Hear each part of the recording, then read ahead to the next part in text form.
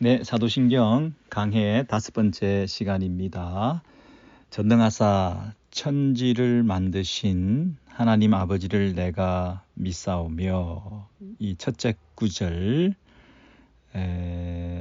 한글 번역은 제일 먼저 전능하사 이렇게 나오고 있습니다. 그래서 그 전능하시기 때문에 천지를 만드셨다, 이렇게 걸리고 있는데요. 천지를 만드신 것은 전능하신 분이시기 때문에 창조주시다, 이렇게 걸리고 있는데요. 원래 이 사도신경의 원문에는 나는 믿습니다, 이게 제일 먼저 되어 있습니다. 나는 믿습니다. 근데 그 믿는다는 게 나의 전 삶을 던져, 내 인격을 온전히 다 바쳐, 내 모든 것을 다 던져 넣는 그 믿음의 고백이라고 하는 그 무게가 실려 있는 그런 고백입니다.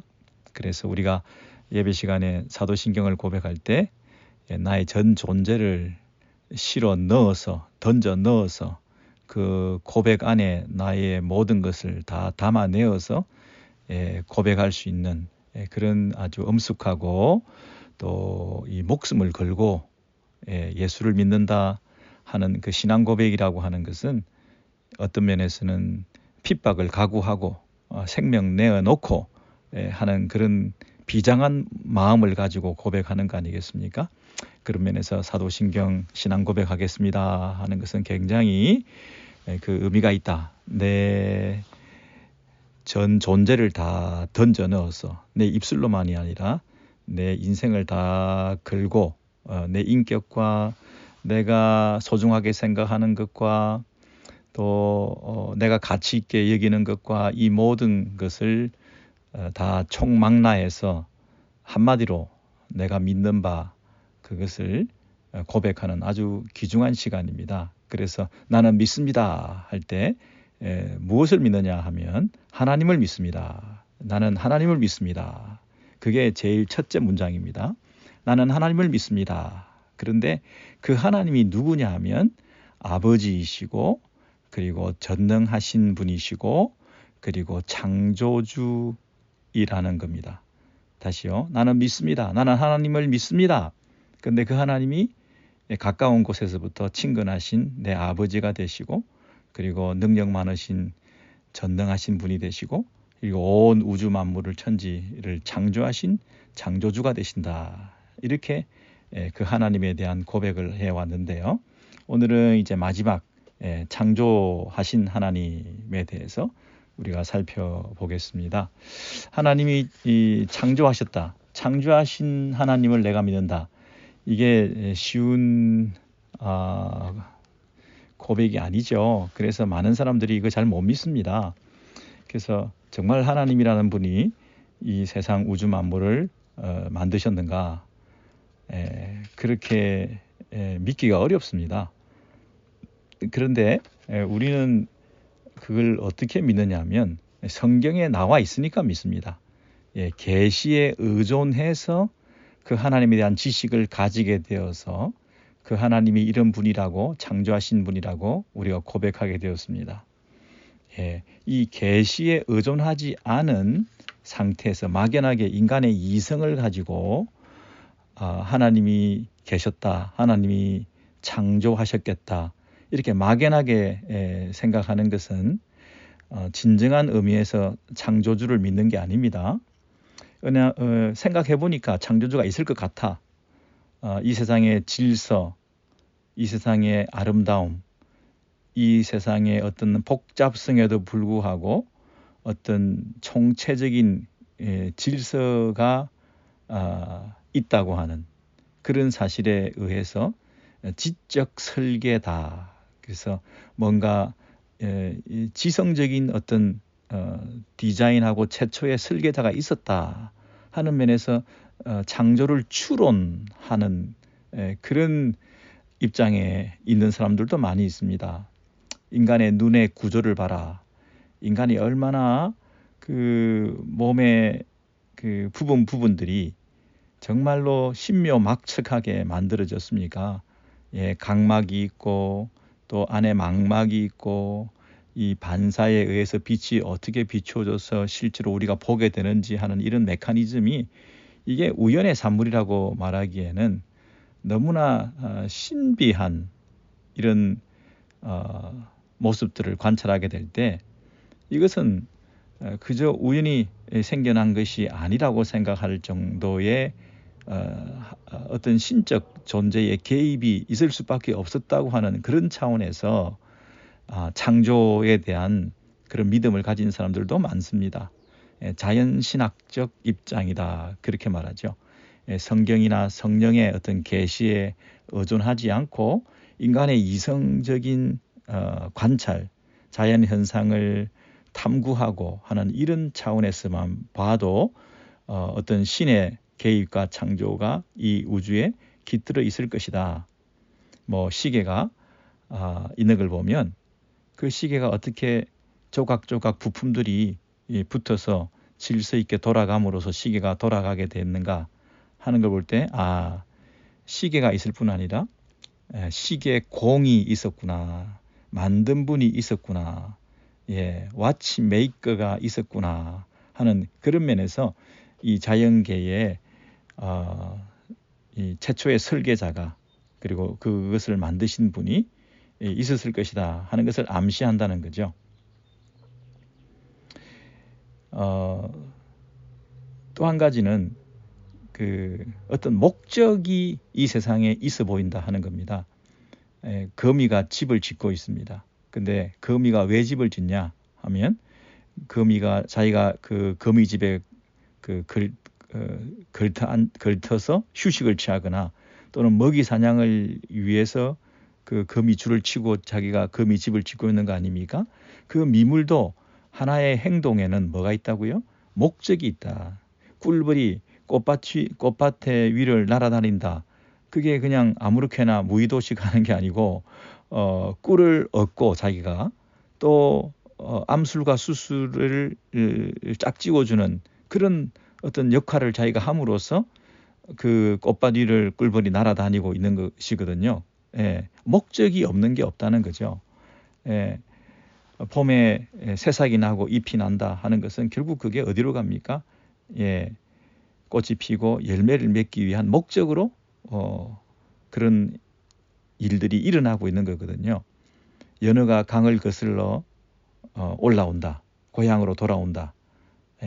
왜냐하면 알을 낳고 번식하기 위한 목적이 있으니까 그렇게 움직인다는 거거든요. 그래서 이 세상 천지에는 다 어떤 목적이 있다. 목적론적 논증이라 그러잖아요. 그래서 온 세상에 그냥 우연히 움직이고 있는 것이 아니라 하나의 목적이 있는데 그 우주 만물과 세계 모든 그 현상들을 관찰하고 탐구해 볼 때 어떤 완벽한 조화를 이루고 질서를 이루고 있는 것을 하나의 어떤 그 통합해서 주관하고 있는 어떤 그 궁극적인 원인자, 불변의 어떤 절대적인 법칙이나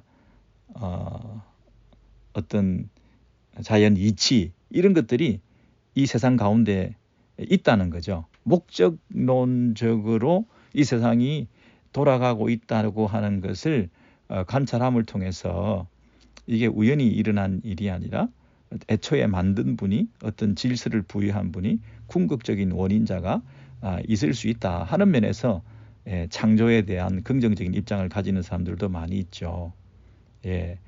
그 어떤 분들은 그 우주론적 논증이라고 하는데요. 모든 존재에는 원인이 있다는 거죠. 그래서 원인 없는 결과가 없기 때문에 현재 있는 이 원인으로 소급해서 계속 추적해서 위로 올라가다 보면 궁극적인 원인자가 있다는 거죠. 무한히 거슬러서 계속 뺑뺑 돌고만 있을 수 없는 것이고 애초에 제일 첫 번째 최초의 원인이 first cause, 최초의 원인이라는 게 있을 수밖에 없다는 거죠.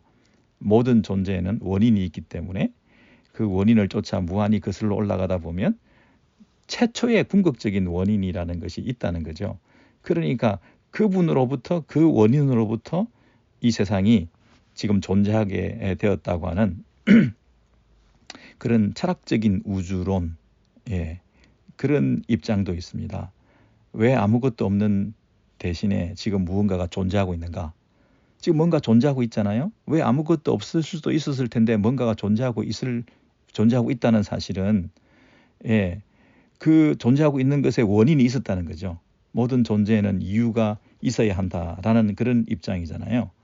그래서 이 세상에 존재하고 있는 이 모든 것들이 그 존재의 원인을 추적해 볼 때 애초에 창조라고 하는 새로운 원인이라고 하는 궁극적인 원인이라고 하는 것이 있어서 이러한 존재를 있게 만들었다는 것입니다. 궁극적인 원인, 신이든 초월적인 존재든 그런 것이 있었어야 그것으로 인해서 지금 이러한 것들이 존재하기 때문에 그런 면에서 창조를 인정하는 그런 입장입니다. 성경의 계시를 통해서 창조주를 믿는 것이 아니라 인간의 이성을 통해서 창조를 추론해 본다 하는 것이죠. 뭐 이런 일들이 무의미한 것은 아닙니다. 그러나 그것을 통해서 성경에서 계시하는 창조주 하나님, 그리고 그 창조주 하나님이 우리 아버지가 되시고 그 하나님께서 이 땅에 구원자로 보내주신 예수 그리스도를 믿음으로 우리가 구원을 받게 된다고 하는 그런 목적에는 이를 수가 없습니다. 그냥 철학적 탐구로 인간의 이성으로 우리가 신이 있을 수 있겠다. 최초의 궁극적인 원인이라고 하는 것이 있을 수 있겠다고 하는 그런 면에서 이 하나님을 거절하지 않도록 하는 데는 도움이 될 수 있을지 모르지만 그것으로 구원을 받을 수는 없습니다. 왜냐하면 구원은 예수 그리스도를 통해서만 구원을 받을 수 있기 때문에 그런 면에서 우리는 성경으로 돌아가야 된다. 항상 철학자들이 하는 그 말장난 비슷한 것들로 하나님을 증명해보고 신존재 증명 이런 거 해보지 않습니까? 그것이 유익한 면이 있지만 그것이 구원을 가져다 주지는 못한다. 우리 입장에서는 아주 보수적인 입장에서는 그렇게 정의 내릴 수 있습니다. 왜냐하면 뭐 그들이 하는 말이 우리가 불완전하다. 인간이 불완전한 것을 누구나 다 알지 않느냐. 뭐 인간이 뭐 큰 무거운 뭐 것을 들 수 없다. 들 수 없는 한계를 내가 알고 있다. 뭐 이 능력의 한계, 힘을 쓸 수 있는 한계도 물론 우리가 가지고 있지만 또는 어떤 정신적인 한계도 있잖아요. 우리가 추측할 수 없는 거, 또 막 산수 계산 문제 아주 복잡한 것들은 우리가 풀 수 없는 거잖아요. 한꺼번에. 그러니까 계산 같은 걸 할 수가 없다 하는 면에서 우리의 한계. 또 내일 일을 모른다, 미래의 일을 모른다 하는 면에서 우리의 한계를 느끼잖아요. 그리고 우리가 살다 보면 죽게 되잖아요. 우리 수명의 한계라는 거 있잖아요. 그리고 우리가 다른 사람들의 마음을 알 수가 없잖아요. 오해가 많이 생기고 서로 다투게 되고 갈등이 생기고 하는 것들은 다 서로의 마음을 잘 몰라주기 때문이잖아요. 그런 면에서 내가 아는 게 없어. 할 수 있는 게 없어. 그런 면에서 내가 한계를 가지고 있을 수밖에 없다고 하는 자신의 유한성을 인정할 수밖에 없거든요. 그래서 나는 유한하다, 불완전하다 하는 것을 인간이 알게 된 거죠. 근데 내가 유한하다, 불완전하다는 것을 내가 그런 개념을 가지게 되었다는 것은 그 반대 개념, 유한의 반대인 무한과 불완전의 반대인 완전이라고 하는 그런 개념을 동시에 우리가 전제한다는 뜻이잖아요. 그러니까 유한하고 불완전한 존재인 우리의 존재를 생각할 때 반드시 무한하고 완전한 존재도 있겠구나 하는 개념을 가지게 되는 거죠. 그게 이제 신개념, 무한한 절대자, 완전한 절대자가 있을 수 있다고 하는 그 증명을 그런 식으로 해낸다는 것입니다. 아니 인간이 그것을 안다면 인간이라는 존재가 자신이 한계가 있다는 것을 안다면 하나님께서 신적인 존재가 무한한 완전한 존재로 존재할 수 있다라고 하는 입장은 전혀 틀린 말이 아니잖아요. 예.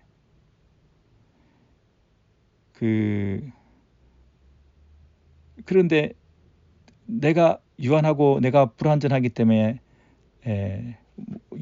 무한하고 완전한 존재가 있다고 하는 것은 내가 그 무한과 완전의 개념을 내 안에서는 가질 수 없죠. 내가 유한하고 불완전한데 어떻게 무한과 완전의 개념을 내가 가질 수 있겠습니까? 그렇다면 내가 완전한 자잖아요. 내가 무한한 개념을 내가 다 알고 있다면 내가 무한한 존재지 내가 유한할 수 없는 거잖아요. 예, 우리는 그 완전과 무한을 한 번도 경험한 적이 없어요. 우리는 유한하고 불완전하기 때문에. 그리고 앞으로도 그 완전과 무한의 개념을 경험할 수도 없어요. 예, 마치 우리는 방 안에 이렇게 가두어져 있는 존재인데 건물 전체를 본 적이 없거든요. 방 안에만 있는 존재가 어떻게 건물 전체를 볼 수가 있습니까? 그 전체의 그림을 제공받지 않고서는 우리가 그 방 안에만 있는 존재가 전체를 볼 수가 없는 거잖아요. 하나님이라는 그 관념을 우리가 가질 수가 없는 상태에서 무한하시고 완전한 그 하나님에 대해서 설명할 수가 없기 때문에 우리는 그저 알려주시고 계시해 주신 것에 의해서 그분에 대한 지식을 가질 수 있다고 말씀을 드리죠. 그래서 결국 돌아와서 뭐냐면 성경에 계시된 하나님을 통해서 이 창조주에 대한 개념도 제대로 가질 수 있는 거지, 성경을 떠나서 창조에 대한 생각을 아무리 인간의 이성과 자연 관찰과 탐구를 통해서 그걸 알아내려고 해도 우리는 하나님의 그 창조하시는 그 하나님에 대한 개념, 그 무한하시고 완전하신 그분의 능력에 대해서 우리는 알 수가 없는 겁니다. 예, 부분적으로, 파편적으로 조금 아는 것을 가지고 하나님에 대해서 우리가 다 안다 이렇게 말할 수 없기 때문에 결국 우리는 어디로 돌아가야 되느냐 하면 성경으로 돌아가서 성경에서 창조에 대해서 뭐라고 얘기를 하고 있느냐, 하나님이 창조주라는 부분에 대해서 성경은 어떻게 설명하고 있느냐, 이런 부분을 이제 살펴봐야 될 텐데, 우리는 흔히 이제 창세기 1장 1절에 하나님이 천지를 창조하셨다 하는 그 구절만 자꾸만 생각할 때가 많습니다. 하나님께서 태초에 천지를 창조하셨다 하는 이 그 1장 1절, 창세기 1장 1절 그리고 1장과 2장에 나와 있는 이 창조 기사에 관한 내용만 가지고 창조주 하나님에 대한 얘기를 할 때가 많은데, 이 창세기 1장과 2장이 마치 그 창조에 대한 그 이론을 과학적으로 증명하고 설명해 주기 위해서 주어진 기사가 아니라, 애당초 이 창조에 대한 그 내용을 우리에게 주셨을 때는 다분히 우리를 위로하고 우리를 권면하고 우리에게 정체성을 일깨워주고 하는 그런 차원에서 이 창조주 하나님에 대한 그 교리를 우리에게 주신 거잖아요. 무슨 말이냐면 창세기, 출애굽기, 레위기, 민수기, 신명기, 이게 오경이지 않습니까? 모세 오경이라고 그러잖아요. 뭐 심지어 어떤 경우는 여호수아까지 포함해서 육경이라고 그러잖아요. 예, 그만큼 이 오경과 육경은 하나의 통일성을 가지고 있는 책이에요. 하나의 일맥상통하는 하나의 주제를 가지고 전해져 있는 거죠. 독자가 있고 이 글을 쓰신 분이 있고 그 글을 쓴 의도가 있고, 그리고 그 글을 쓴 그 시기가 있죠. 그 글을 시기가 있는가, 언제 썼느냐, 누구한테 썼느냐, 왜 썼느냐, 이런 걸 이 모세오경 전체를 통틀어서 우리가 생각해 보면 적어도 모세가 이 글을 썼다고 하는 것이 우리의 믿음인데, 그러면 모세는 언제까지 이 모세오경을 다 기록했을까? 그리고 모세를 수종들었던 사람들을 통해서 그 기록된 하나님의 사역에 대한 그 기록의 파편들을 모아가지고 그것들이 우리에게, 그 독자들에게 전달되었던 그 시기가 적어도 처음 창세기의 그 창조 때부터 누가 옆에서 역사가가 따라다니면서 하나님 창조하실 때 첫째 날에는, 둘째 날에는 그걸 옆에서 기록한 게 아니지 않습니까? 이건 하나님의 계시에 의해서 먼 훗날 이스라엘 백성들에게 주신 모세 오경이잖아요. 그러면 이 이스라엘 백성들이 출애굽에서 광야 생활을 하고 그리고 가나안 땅에 들어가게 되었는데, 모세는 가나안 땅에 들어가지 않았거든요. 그런 면에서 1차적으로 이 모세 오경이라고 하는 것은 출애굽한 이스라엘 백성들이 광야에서 방황하고 1세대가 죽고 다음 2세대가 다시 일어나고 이제 가나안을 향해서 가게 되는, 입성하게 되는 그런 와중에 신명기 같은 이 책을 통해서 다시 언약을 갱신하고 가나안에 들어가서는 너희들이 어떻게 살아야 된다고 하는 것을 일깨워주고 하는 그런 면에서 창세기, 출애굽기, 레위기, 민수기, 신명기 이렇게 주어진 책이잖아요. 모세오경이. 그렇다면 창세기 1장과 2장에 있는 그 창조기사도 딱 따로 떼어내어 가지고 이것은 창조에 관한 기록이라고 어떤 영역으로, 다른 영역으로 떼어낼 수 있는 게 아니라 모세오경이라고 하는 하나의 그 글의 하나의 흐름 안에서 이게 주어진 거잖아요. 그러면 출애굽한 이후에 방황하고 있는 이스라엘 백성들, 그렇죠? 그리고 먼 훗날 또 이 글을 통해서 바벨론 포로 생활, 낙심하고 있거나 하나님께서 나를 버리셨다고 생각하거나 광야에서 추위와 또 뜨거운 땡볕에서 사냐 죽느냐 하는 그런 갈림길에서 목말라 하면서 고달파하면서 그런 광야를 통과하는 그 모든 여정 속에서 왜 우리를 이렇게 고생시키느냐, 그리고 다른 나라의 주변의 국가들의 그 신들과 비교해서 우리가 믿는 야훼 하나님이라는 이분은 어떤 분이냐, 그리고 이분은 지금 왜 우리를 이렇게 고생시키시고 그냥 애굽에 살만하게 내버려 두지 아니하시고 굳이 이렇게 나오게 하셔서 하나님 나라를 세워나가시는 아브라함이라고 하는 한 사람 믿음의 조상을 세우셔서 그 아브라함을 통해서 당신의 백성들, 당신의 나라를 만들어 가셔서 이제 애굽에서 생육하고 번성하고 중다해서 그 몇 명밖에 안 되던 그 민족의 숫자를 크게 확장시키시고 이들을 이제 수백만이 되는 그 대군을 광야에서 이렇게 가나안을 향해서 입성하게 하는 이 거대한 흐름, 이 거대한 이 신앙의 여정 속에서 도대체 우리는 어디에서 시작해서 어디로 가고 있는가? 왜 애초에 우리는 하나님의 나라라고 하는 율법을 받아들고 하나님의 백성이라고 하는 정체성을 가지고 이 광야를 통과하며 가나안 정복을 향해서 가야만 하는가? 우리가 세우고자 하는 하나님 나라는 그 가나안 땅, 약속의 땅에서 하나님의 나라를 세우고자 하는 이 목적을 가지고 지금 가고 있는데, 우리는 다른 나라의 신들과 다른 우리가 믿는 그 하나님, 그분이 누구신가에 대한 그 일깨움이 필요했고 위로가 필요했고 또 능력 많으신 그 하나님에 대한 신뢰를 통해서 결단코 우리를 버리지 아니하시고 끝까지 우리를 책임지실 것이라고 하는 그 믿음을 일깨워 주기 위해서 창세기 1장 1절 처음 모세오경 첫 구절부터 하나님이 천지를 만드셨다. 이 하나님이 우리 하나님이다. 이 하나님이 우리 아버지다 하는 그런 격려와 위로의 말씀으로 창세기 1장에 창조 기사가 나와 있는 것이거든요.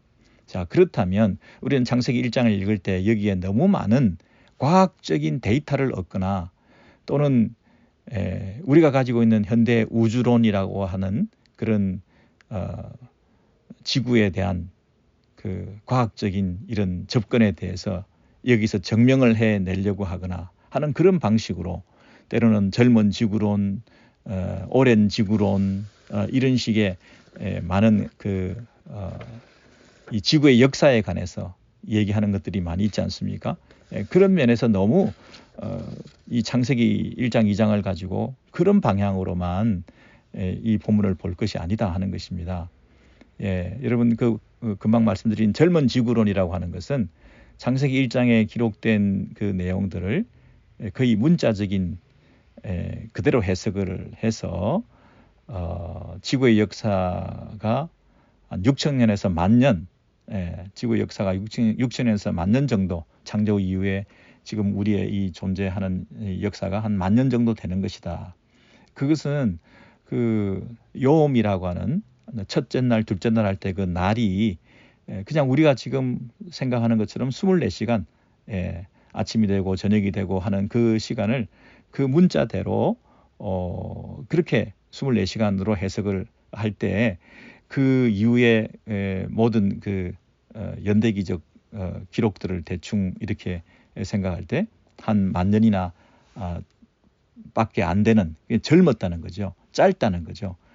그런 지구의 생성에 대해서, 역사에 대해서 얘기를 하는 반면에 그 날이라고 하는 창세기 1장, 2장의 그 기록들을 연대기적으로 역사적으로 해석하지 않고 문자적으로 해석하지 않고 문학적인, 상징적인, 신화적인 이런 입장에서 그 본문을 해석해서 그 날이 하루가 24시간이 아니라 뭐 1,000년이든 1억 년이든 하여튼 얼마든지 길어질 수 있다고 하는 그런 맥락에서 우주의 역사를 150억 년이라 생각합니다. 현대 과학자들이 정론처럼 되어 있는, 우리 자녀들이 학교에서 배우는 그런 이 연대가 우주의 역사가 150억 년, 지구의 역사는 그 중에서 40억 년, 그리고 생명이 생성되어서 지금까지 흘러왔던 시간은 10억 년, 이렇게 수십억 년의 역사를 가지고 있는 것이다. 이렇게 뭐 6,000년에서 10,000년 이렇게 짧게 지구의 역사가 그것밖에 안 돼 가지고는 지금 현재의 이 지구의 모습이 그렇게 됐겠냐.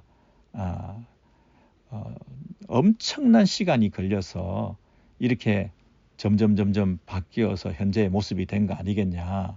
이렇게 생각하는 겁니다. 그것이 오랜 지구론이고요. 아까 말씀드린 것은 젊은 지구론이라고 하는 것입니다.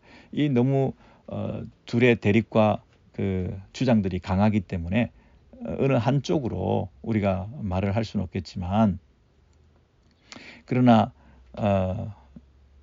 좀 보수적인 입장에서 볼 때 이 젊은 지구론에서 말하는 그 하루, 거기서 첫째 날, 둘째 날 그 부분을 굳이 수천 년, 뭐 수억 년 이렇게 생각할 필요가 있겠냐 하는 생각을 말씀드릴 수 있습니다. 그래서 어떤 분들이 이제 유신론적 진화론, 진화론적 유신론 이렇게 그 좀 타협하는 그 입장에서 주장하는 분들이 있습니다. 진화론과 창조론이 너무 대립되고 긴장이 많고, 또 학교에서는 진화론을 정설처럼 생물학적으로 그렇게 접근해서 가르치는데, 신앙의 영역에서 창조론을 주장하면 너무 설 자리가 없기 때문에 그것을 해소해 보기 위해서 성경을 진화론과 조화시키는 차원에서 유신론적 진화론 이렇게 접근하는 사람들이 있습니다.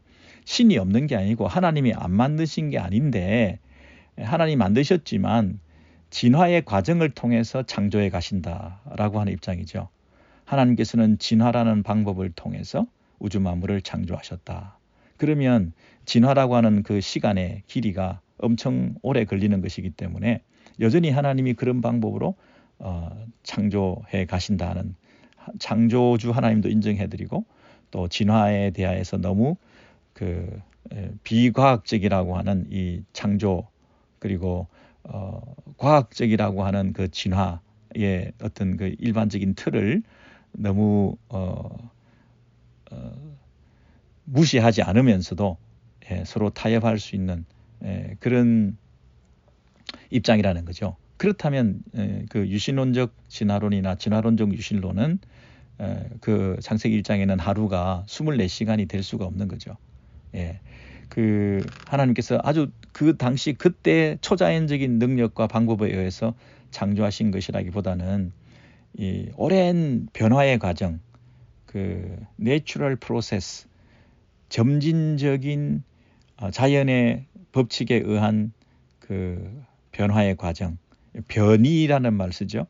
어떤 분은 돌연변이를 누적시켜서 계속 돌연변이가 또 돌연변이를 일으키는 방법을 통해서 그 시행착오를 어떤 면에서는 반복하면서 생물들을 만들어냈다. 요건 좀 우리가 받아들이기 어렵지만 이런 식의 어떤 그 가설을 세워볼 수 있는 것이겠죠.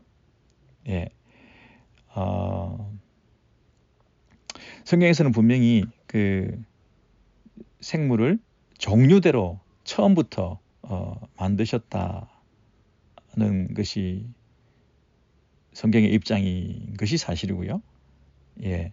뭐 아주 간단한 단세포 생물조차도 그 단세포 생물의 생명 현상을 유지하고 그 단세포 생물조차도 번식에 필요한 그 모든 기관이 그 단세포 생물 안에 처음부터 한꺼번에 갖추어져 있어서 그 생물이 세대를 이어가게 하고 보존될 수 있도록 그렇게 처음부터 만들어진 것이지, 오랜 세월에 걸쳐서 무기물이 유기물로 합성되고 이 DNA와 생명 유지와 번식에 필요한 기관들이 차례로 만들어져 가지고 이제 비로소 이 생물이 출현하게 되었다, 생물이 비로소 나타나게 되었다, 이렇게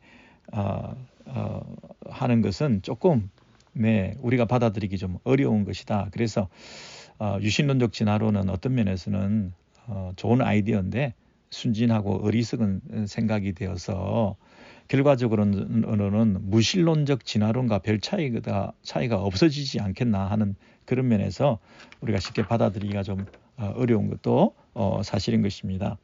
그래서 우리는 뭐 이런 것들이 있다는 정도만 우리가 이해를 하고, 뭐 빅뱅 이론도 있지 않습니까? 애초에 뭔가 대폭발에 의해서 이 세상이 이런 모습으로 지금 유출되었다 하는 이런 입장. 근데 사실 그 제일 처음 폭발하기 전에 그 물질은 그러면 어디서부터 생겼는가? 이런 질문도 생길 수 있고요. 그리고 어떻게 폭발할 만큼 물질이 스스로 집약될 수 있는가? 폭발이 일어났다고 하지만 그 폭발이 되도록 그 물질이 스스로 집약되어서 폭발이 일어났다는 그 가설이 과연 우리가 받아들일 수 있겠냐? 그리고 왜 그것이 폭발했냐? 그것도 이해가 안 되고, 폭발할 수 있다고 하십시다. 근데 폭발했다고 해서 반드시 물질이 퍼져나가서 이렇게 별들이 만들어지고 이런 그 창조가 일어났다고 하는 것이 과연 설명될 수 있는가? 그런 경우를 한 번이라도 본 적이 있는가? 실험해 본 적이 있는가? 관찰을 되었는가? 하는 면에서 뭐 요즘 다 그 정설로 다 그렇게 사람들이 알고 있지만, 우리들 입장에서는 다시 성경으로 돌아와서 창세기 1장에 있는 그 하나님께서 천지를 창조하셨다, 첫째 날, 둘째 날 이렇게 하신 그 일을 통해서 우리는 창조주 하나님을 믿게 되었고, 또 그런 창조 기사를 주신 이유가 과학적으로 자신이 창조주됨을 우리로 하여금 증명해 내보여라고 주신 말씀이라기보다는 이렇게 천지를 만드신 창조주 하나님께서 너희의 하나님이시다 하는 사실을 위로받아라고 하는 그런 차원에서 이 창조주 하나님에 대한 신앙을 고백하는 것으로 우리는 정리를 하시면 되겠습니다. 전능하사 천지를 만드신 하나님 아버지를 내가 믿사오며 할 때 그 창조주 하나님에 대한 그 성경의 계시는 창세기 1장과 2장에만 있는 것이 아니라 성경 전체에 두루두루 나와 있거든요. 왜냐하면 시편에도 있고 여러 선지서에도 있고 욥기 같은 지혜서에도 있고 이렇게 온 천지에 창조에 대한 그 기사를 주신 그 계시의 목적이 자신이 창조주인 것을 과학적으로 증명해내기 위해서가 아니라 그분의 능력과 그분의 지혜와 그분의 무한하심과 그분의 광대하심에 대한 그런 믿음을 가지고 그 하나님을 신뢰해라. 예, 그 어떤 위로와 권면의 말씀으로 이 창조에 대한 계시를 주셨기 때문에 우리는 신앙 고백을 할 때 천지를 창조하신 창조주 하나님을 믿습니다 할 때 내가 믿는 하나님은 이렇게 능력이 많으신 분이시야 하고 내가 낙심하지 않고 내가 흔들리지 않고 그 하나님을 다시 붙들어라 하는 그런 고백적인 이런 신앙 고백을 하시면 되는 겁니다. 예를 들면 제가 이사야서를 보여드릴 텐데요. 이사야 40장에 한번 가셔서 이제 성경을 이사야서를 계속 볼 테니까 여러분 찾으셔야 됩니다. 이사야 40장 25절 이하를 보시겠습니다. 이사야 40장 25절 이하에 보시면 1015면인가요? 찾으셔야 됩니다. 이사야 40장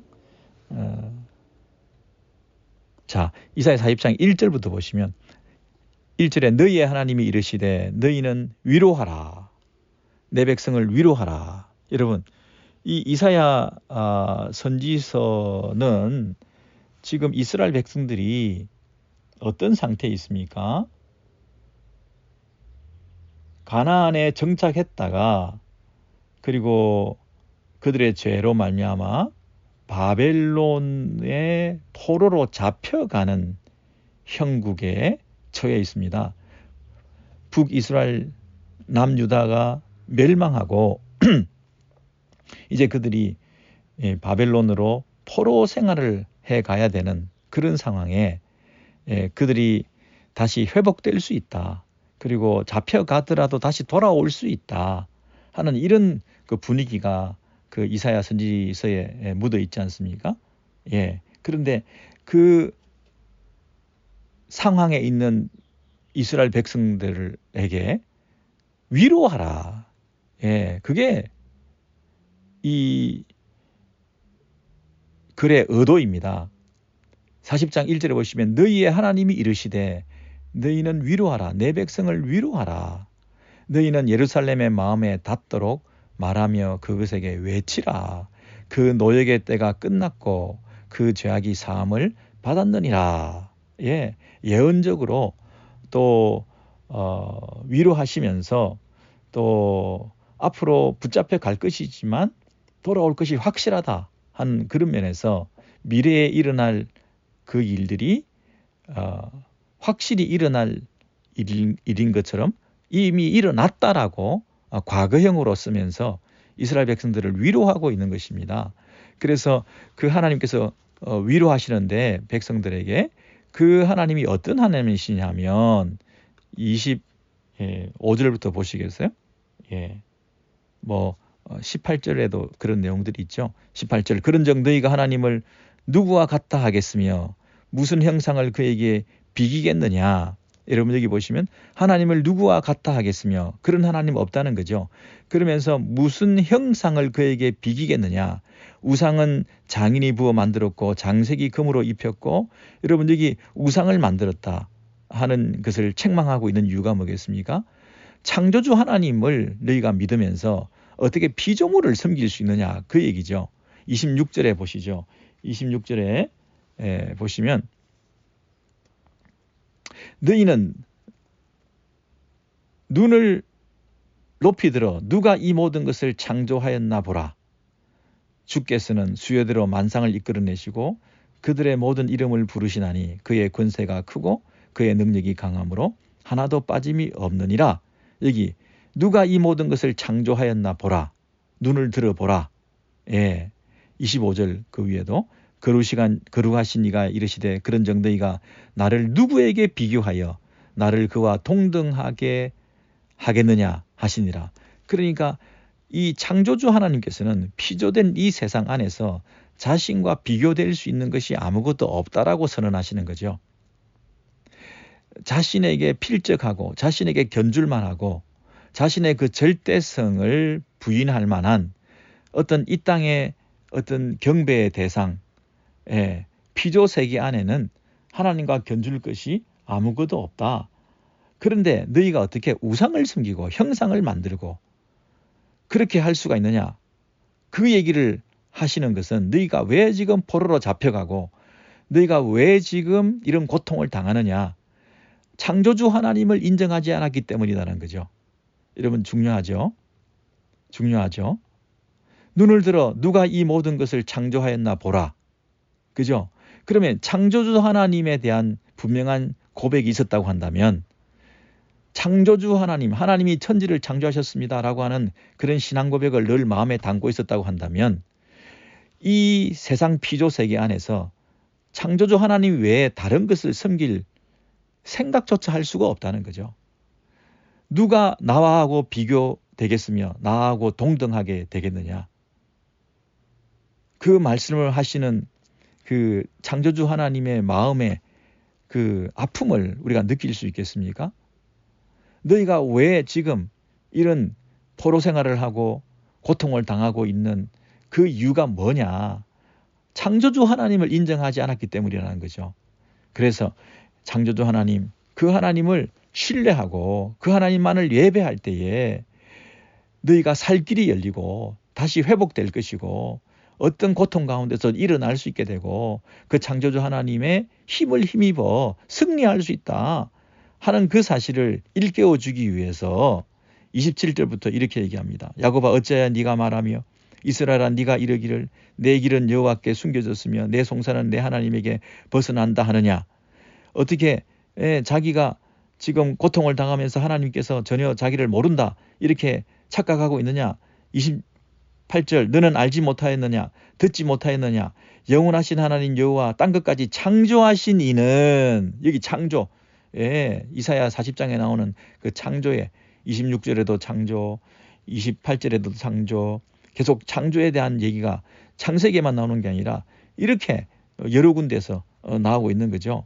이 창조하신 이가 피곤하지 않으시며 곤비하지 않으시며 명철이 한이 없으시며 피곤한 자에게는 능력을 주시며 무능한 자에게는 힘을 더하시나니 소년이라도 피곤하며 곤비하며 장정이라도 넘어지며 쓰러지되 오직 여호와를 앙망하는 자는 새 힘을 얻으리니 독수리가 날개치며 올라감 같을 것이요 다른 박질하여도 곤비하지 아니하겠고 걸어가도 피곤하지 아니하리로다. 여러분 이 창조주 하나님께서 주시는 그 생명과 능력과 지혜와 은혜를 덧입어서 이 땅에서 우리의 삶이 아무리 힘들어도 이 하나님께서 창조주 하나님 온 생명과 능력과 힘의 원천이신 그 창조의 파워를 가지신 그 하나님께서 우리에게 힘을 주시고 그분을 의지할 때에 너희가 다시 일어날 수 있고 절망 가운데서 독수리가 날개치며 올라간 같이 다른 박질하여도 곤비하지 아니하겠고 걸어가도 피곤치 아니하리라.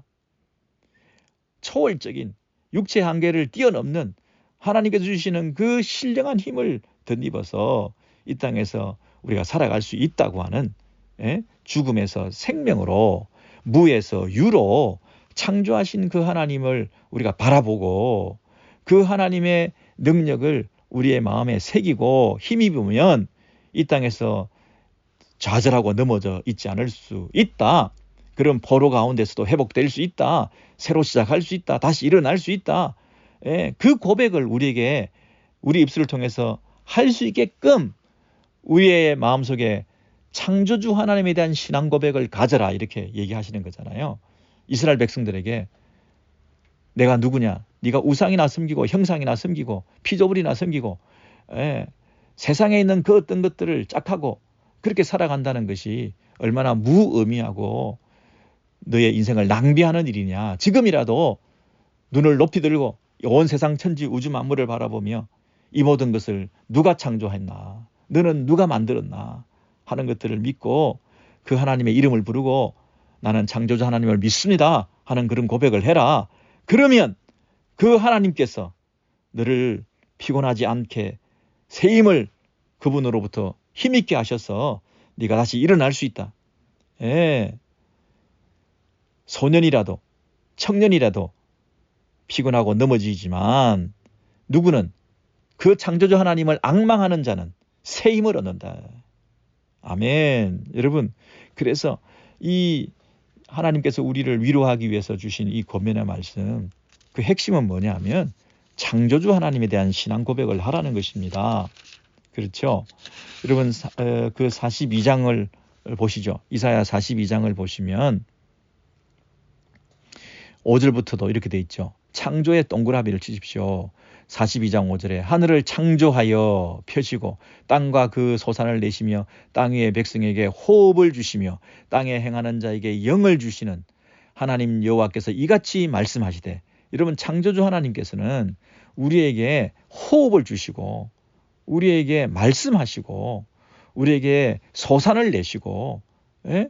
그리고 우리를 어떻게 하신다고요? 불러내시고 6절 나 여호와가 의로 너를 불렀은즉 내가 너의 손을 잡아주시고 너를 보호하며 너를 세워 백성의 언약과 이방의 빛이 되게 하리니, 우리에게 사명 주시고 우리가 이 땅에서 살아가는 의미를 발견하게 해주시고, 지금 우리가 이렇게 너저부러져 있고 나자빠져 있고 무력한 상태에 있고 의기소침해 있고 나는 무력감에 몸을 떨고 있고 나는 부끄러워 숨어 있고 나는 할 수 있는 것이 아무것도 없다고 생각하고 나는 경제적으로도 신체적으로도 모든 면에서 이제는 할 수 있는 게 없습니다. 이런 마음에 이 약함이 막 찾아올 때도 하나님께서 창조주시다. 그리고 창조주 하나님께서 우리에게 호흡을 주셨다. 살아있는 동안 하나님께서 우리를 보호해 주신다. 우리를 이방의 빛이 되게 하신다. 그렇게 사명 주시고, 그리고 7절에서 뭐라고 얘기합니까? 내가 눈먼 자들의 눈을 밝히며 갇힌 자를 감옥에서 이끌어내며 흑암에 앉은 자를 감방에서 나오게 하리라. 여러분, 이 빛을 주시고 생명을 주시고 구원을 주시고 우리의 인생길을 친히 인도해 내신다. 나는 여호와니. 8절입니다. 이게 누가 가능한 일입니까? 예? 흑암 가운데서 빛이 있으라 했을 때 이 세상에 하나님의 생명의 빛이 비추어지고 온 세상 우주 만물을 만드신 그 창조주 하나님의 능력 가지신 그 여호와 하나님께서 바로 우리 하나님이시기 때문에 이 하나님 그분의 이름을 의지하는 자에게 내 찬송을 우상에게 주지 아니하리라. 절대로 양보할 수 없다. 창조주이기 때문에 피조물에게, 너희가 만든 형상에게 이 찬송의 특권을, 그 영광을 그들에게 돌리게 할 수 없다는 거죠. 8절 말씀, 나는 여호와니 창조주 하나님이시니 나는 내 영광을 다른 자에게, 내 찬송을 우상에게 주지 아니하리라. 우리가 절대로 하나님만 높여드린다. 하나님께만 영광 돌려드린다. 왜냐하면 그것은 하나님 외에는 다 피조물이기 때문에, 하나님만 창조주시기 때문에, 창조주 외에 이 세상의 온 천지의 모든 것들은 그 한 분 외에는 경배의 대상이 될 수 없기 때문에, 그것이 이데올로기든 우리의 사상이든 우리의 학문이든 우리의 명예든 우리가 마음속에 두고 있는 소원이든 우리의 자녀든 물질이든 명예든 우리가 가지고 있는 어떤 기대든 우리 마음속에 있는 그 어떤 것들도 내 우상이 될 수가 없다는 것입니다. 그 어떤 것도 하나님의 자리를 탐할 수 없다는 것입니다. 그 어떤 것도 하나님이 받으실 그 영광을 뺏을 수 없다는 것입니다. 하나님만 영광과 찬송을 받으신다. 왜냐하면 그분이 창조주시니까. 창조주 하나님의 그 피조된 이 세상 우주 만물 안에 그 어떤 것도 하나님 그분께만 돌려져야 되는 이유는 그분이 창조주시니까. 여러분, 이렇게 중요합니다. 창조주 하나님에 대한 신앙을 고백한다는 얘기는 하나님만 예배의 대상이라는 거죠. 이 세상에 만들어진 우주 만물, 그것이 아무리 광대하고 크고 넓고 그리고 엄청난 부귀영화를 누릴 수 있고 대단한 어떤 많은 것들을 쌓아 올릴 수 있는 힘을 가지고 있다 하더라도 그것은 다 피조 세계 안에 일어난 일입니다. 세상의 문화가 바뀌고 사상이 바뀌고 학문이 바뀌고 많은 이 여러 현상들이 급변하는 세상 가운데서 새로운 것들이 막 생기고 우리는 새로운 것을 숨기려고 그러고 큰 것을 숨기려고 하고 이 대단한 것을 향해서 절하려고 하고 하는 이런 어떤 이 소유 본능을 가지고 물질을 탐하면서 그것이 나의 우상이 되고 나의 주인이 되고 하는 일들이 참으로 많이 있지만 그러나 아무리 세상이 바뀌고 역사가 흘러간다 하더라도 다 피조 세계 안에서 일어나는 일들입니다. 그러므로 이 피조 세계 안에서 아무리 세상이 바뀌고 가치관이 바뀐다 하더라도 하나님 만드신 창조의 원리는 바뀌지 않습니다. 창조주 하나님께서 세우신 그 창조의 원리는 지금도 고스란히 남아 있습니다. 하나님이 남자를 만드시고 여자를 만드시고 남자와 여자를 통해서 남편과 아내를 이루게 하시고 그 가정을 통해서 건강한 이 후손들을 배출하게 하시고 그 가정을 단위로 교회를 세우시고 그 교회를 통해서 세상을 바꾸어 가시는 하나님의 나라의 그 이 땅에서 당신이 세우신 그 원리가 지금도 실현되고 있는 거 아닙니까? 그러므로 창조주를 인정하고 창조주의 자리에 세워드리고 그 창조주 하나님 마땅히 받으셔야 될 경배를 우리가 예배로 드리면서 이 피조세계 안에서는 그 어떤 것도 그 하나님의 예배와 경배를 탐할 수 있는 것이 없다. 내 마음 안에도 없고 내 마음 안에 있는 욕심도 내 자신도 우상과 내 자신도 하나님이 되고 내가 주인 노릇하고 하는 것 다 버리고 우리는 예배 드릴 때 나는 창조주를 믿습니다. 천지를 창조하신 하나님을 믿습니다. 할 때 그분께만 합당한 예배를 올려드리는 이 경배를 그분이 받으시길 원한다는 거죠. 하나님께서 결단코 42장 8절을 한번 다시 읽겠습니다. 나는 여호와니 이는 내 이름이라 나는 내 영광을 다른 자에게 내 찬송을 우상에게 주지 아니하리라. 왜냐하면 하나님이 창조주시니까. 하나님께서는요 너무 속이 좁다. 우리 10계명의 1계명 보시면 하나님만 예배해라. 하나님 외에 다른 신을 섬기지 마라. 형상을 만들지 마라. 하나님 외에 다른 것들을 절대 섬기면 예배하면 안 된다. 그렇게 1계명에서 말씀하시잖아요. 그러니까 어떤 사람들은 하나님이 속이 좁다. 하나님이 너무 우리를 속박한다. 하나님이 우리를 너무 자신에게만 묶어 놓으려고 한다. 하나님이 너무 배타적이다. 이런 얘기를 하는 사람들이 있지 않습니까? 불신자들 가운데서 있고 교회 다니는 사람들 중에서도 하나님이 너무 하나님만 예배하라고 한다 하는 면에서 조금 냉소적인 그런 입장을 취하는 사람들이 있지 않습니까? 여러분 이게 과연 우리에게 자유를 속박하기 위해서 하나님만 얘기하는 게 아니잖아요. 만약에 이 1계명이 없으면 우리는 다른 우상과 잡신들을 향해서 자꾸 마음을 둘 거예요. 우리의 마음이 뺏길 거예요. 그들을 자꾸 섬길 거예요. 그들이 우리의 우상이 될 거예요. 나 자신이 자기가 하나님이 될 거예요. 하나님만 섬기라고 하지 않으면 우리 자녀들이 우상이 되고 내가 가진 소원이 우상이 되고 내 안에 있는 물질의 쾌락의 욕망들이 명예의 욕들이 이런 것들이 다 내 우상이 되어서 그것을 섬긴다고 동분서주 뛰어다니면서 다른 신들을 섬기느라고 다른 하나님을 섬기느라고 정신이 없을 거예요. 내가 섬기는 우상들이 너무너무 많아질 거예요. 하나님 한 분에게만 집중하지 않으면. 이것은 우리를 하나님께 속박시키는 게 아니라 진정한 자유를 주는 거예요.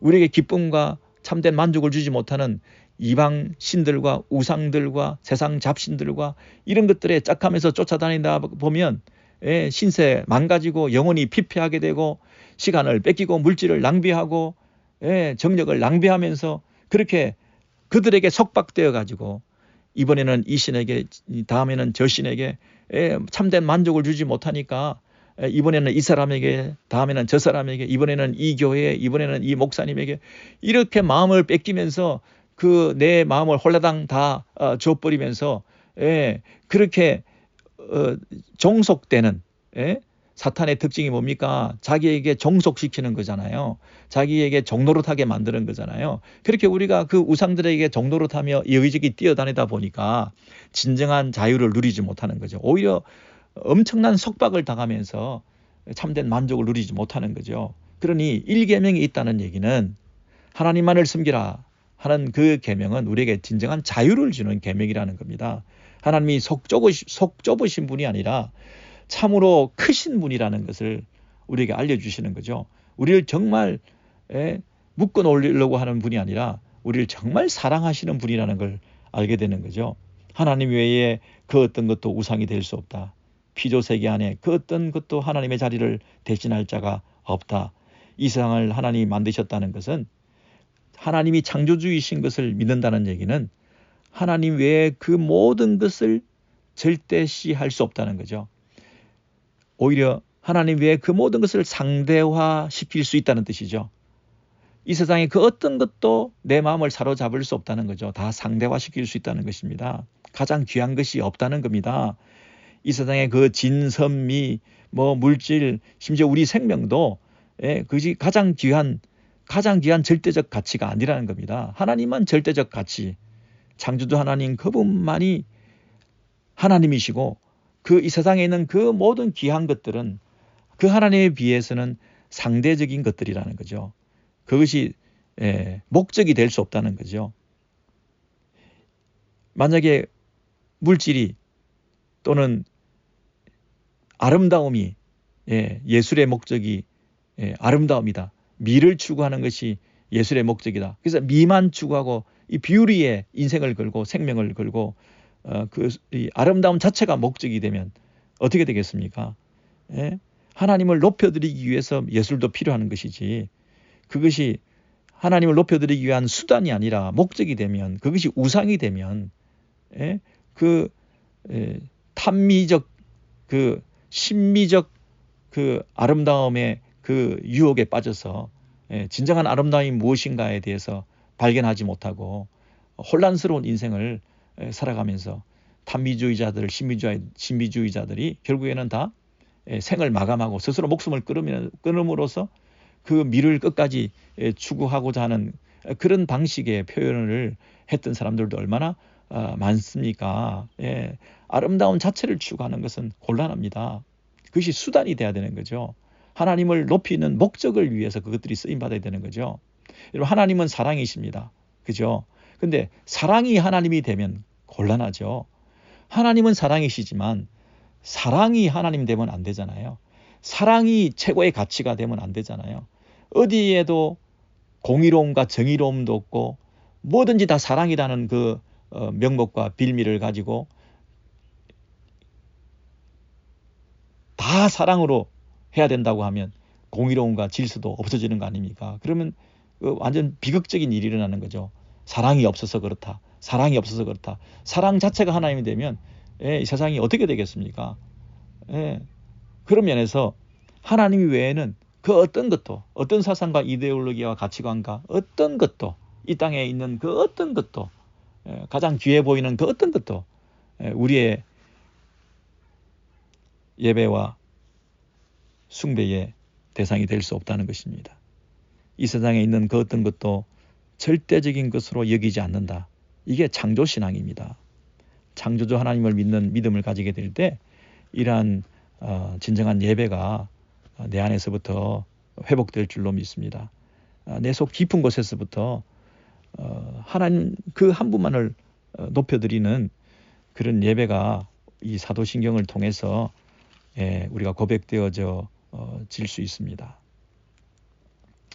여러분 이사야서 그 뒤에도 보시면 그 창조주 하나님에 대한 얘기들이 많이 나오는데 43장, 44장 계속 여러분 읽어보시고 45장 마지막으로 이 45장만 한번 읽겠습니다. 45장 18절입니다. 대저 여호와께서 이같이 말씀하시되 하늘을 창조하시니 그는 하나님이시니 그가 땅을 지으시고 그것을 만드셨으며 그것을 견고하게 하시되 혼돈하게 창조하지 아니하시고 사람이 거주하게 그것을 지으셨으니 나는 여호와라 나 외에 다른 이가 없느니라. 여러분 여기에 창세기 1장이 다 묻어나 있죠. 그래서 창세기에 있는 그 창조의 내용이 우리의 삶 속에서 이사야 선지자를 통해서 우리의 삶 가운데 가장 초라하고 가장 궁핍한 가운데 가장 포로된 상태에서 방향성을 잃어버리고 정체성을 잃어버리고 내가 왜 여기에서 구덩이에 빠져서 헤매고 있는가 하는 한숨과 탄식이 있는 가운데에서 대저 여호와께서 이같이 말씀하시되 하늘을 창조하시니 그는 하나님이시니 그가 땅을 지으시고 그것을 만드셨으며 그것을 견고하게 하시되 혼돈하게 창조하지 아니하시고 사람이 거주하게 그것을 지으셨으니 나는 여호와라 나 외에 다른 이가 없느니라. 여러분, 혼돈하게 창조하지 아니하시고 견고하게 그것을 만드시고 지금도 이 세상은 그분의 창조의 손 안에서 하나님의 그 섭리 가운데 이 세상이 하나님의 보호와 도우심 안에서 우리를 보시고 아시고 계시기 때문에 나는 여호와 하나님 한 분만을 높여드리리라. 나 외에 다른 이가 없느니라. 아멘. 하나님만이 나의 하나님이십니다. 하나님만이 나의 하나님이십니다. 여러분, 이런 예배가 회복되시면 좋겠습니다. 창조주 하나님, 나는 창조주 하나님을 믿습니다.